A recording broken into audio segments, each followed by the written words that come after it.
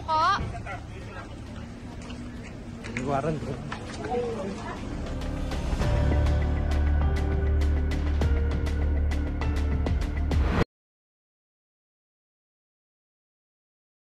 CIDG Camp Crame headquarters ang 6 na suspect. Ngayon sir, kayo daw po ang nandoon that time during sa pagsuko. So pwede po bang pakikwento sir, paano ang naging procedure ng pagsuko? Meron pong concerned citizen na taga Quezon, kamag-anak ng isa sa akusado na ayaw po magpabanggit ng pangalan at di umano, ito daw pong mga ayon sa pamilya ng mga accused ay gustong mag-surrender. Kaya ang nag-facilitate po niyan ay yung concerned citizen at tinawag po sa atin. Tapos yun nga, sabi ko, sige, pakibigay mo yung contact number ko at sige kung ano, di para makausap sila.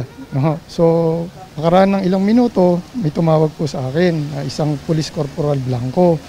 Ang sabi po nila, nakahanda silang sumuko pero wala pang warrant of arrest. Itong Blanco na ito ay isa sa mga suspect, tama? Oo.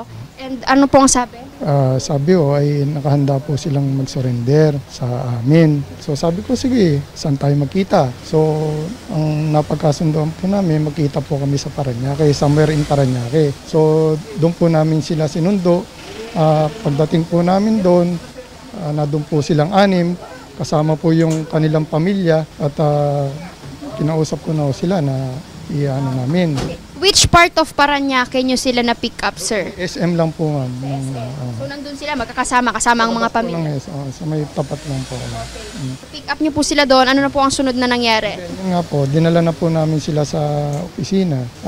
Habang kami po ay parating sa opisina, meron pong nagbato sa amin ng warrant of arrest.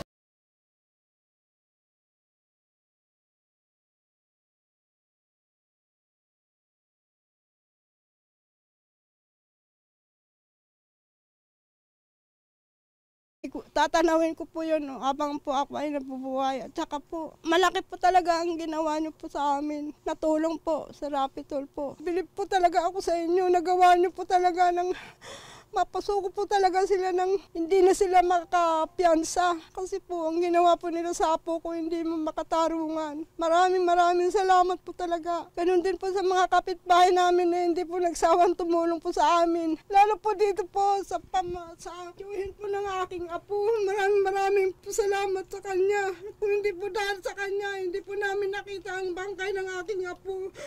Dahil sa pamamagitan niya, nagkaroon po ng hustisya. Nakamit ng apo ko yung hustisya. Kaya maraming salamat po sa lahat na nagmamahal sa amin.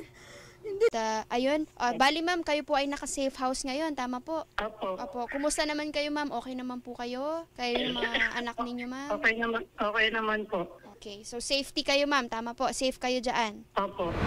Opo, nagpapasalamat po kami sa mga tumutulong sa amin at tumutulong po din na makuha po namin yung hostisya para sa naka-Gemboy. Saka salamat din po kay Senator Ida Rapi na lagi po siya tumutulong po sa amin sa po ng kaso ng anak ko. Maraming salamat po.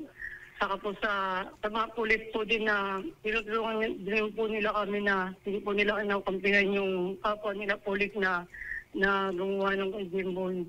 Pagbaril. Okay, ayan. So ma'am, susubaybayan naman natin to hanggang matapos itong hearing sa korte. At again, ang importante ma'am ay kulong na itong 6 at antayin na lang natin ang unang patawag sa korte at patuloy po pa rin ang pagtulong.